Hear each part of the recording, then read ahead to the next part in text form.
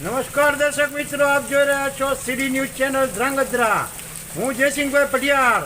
ધ્રાંગધ્રામાં છેલ્લા 2 દિવસથી ધીમી ધારે વરસાદ પડવાનો ચાલુ છે. ત્યારે હવે ખરેખર ચોમાસાની સિઝન ચાલુ થઈ હોય તેવું લાગી રહ્યું છે.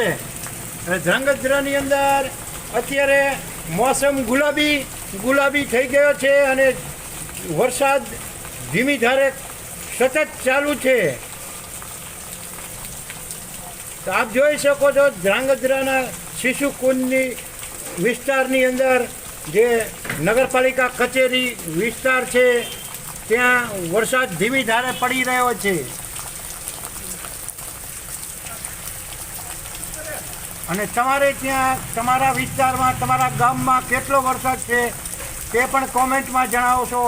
અને સીડી ન્યૂઝ ચેનલને લાઈક કરો, શેર કરો અને સબસ્ક્રાઈબ કરવાનું ભૂલતા નહીં, જેથી કરીને દરેક નવા અપડેટ આપના સુધી સૌથી પહેલાં પહોંચતા રહે.